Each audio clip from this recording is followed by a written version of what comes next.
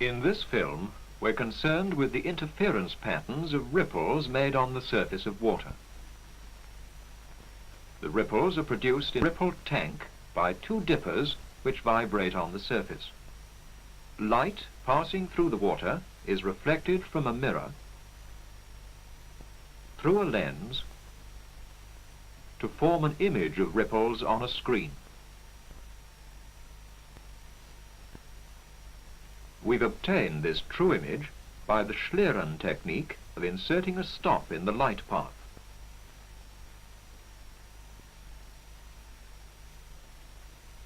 The two small dippers vibrate on the surface of the water.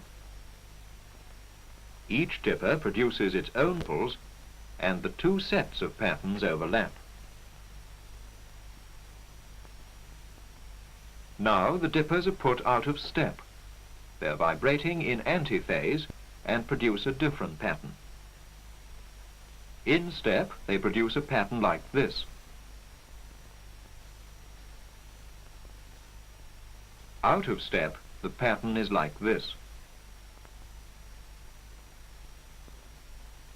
Our purpose now is to study the various patterns which can be produced with this apparatus.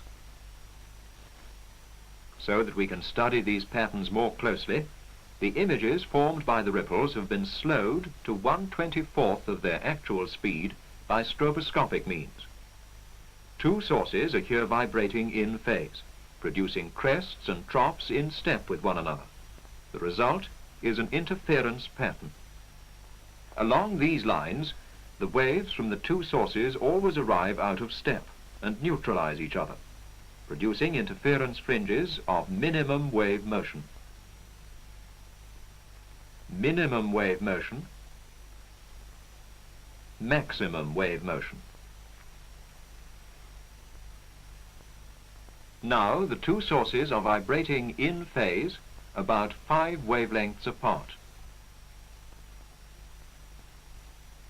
When the dippers are moved closer together, the interference fringes spread out.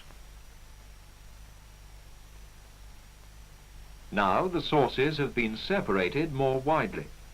The interference fringes close in. When one of the dippers is moved, these effects are clearly demonstrated. As the sources come closer together, the fringes are widely separated. When the sources are widely separated, the fringes are closer together. When the two sources are vibrating in phase, they produce crests and troughs in step with one another. Note the position of this interference fringe. When one source is put out of step, we notice the shift of the interference fringes. The regions of maximum and minimum effect are interchanged. In phase, out of phase. In phase, out of phase. The two sources are vibrating at the same frequency, producing the now familiar interference pattern, with the interference fringes occupying fixed positions. Now the frequency of one source is slightly increased. The interference pattern becomes distorted and wheels steadily round. At any point such as this, regions of maximum and minimum wave motion sweep by, producing the effect of beats. As the frequency of the source is further increased, the beats follow one another more rapidly. Beats are moving interference fringes. The beat frequency is equal to the difference in the frequencies of the two sources. Now the origin of the waves is obscured, but we can tell from the visible pattern that there are two sources present, and can deduce from the close spacing of the fringes that the sources are widely separated. This prediction is verified when we remove the screen.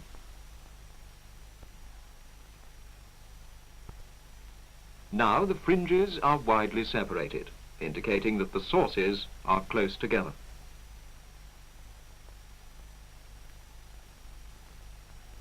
Do you think this pattern is produced by a single or double source? There are two sources, but their separation is barely one wavelength, therefore the fringes are so widely separated that they are distinguished. If we again mask the dippers, bearing these facts in mind, we can study the details of the display which indicate the true nature of the origin of the waves. If we again reduce the distance between the dippers to less than one wavelength, the wave pattern is difficult to distinguish from that produced by a single source.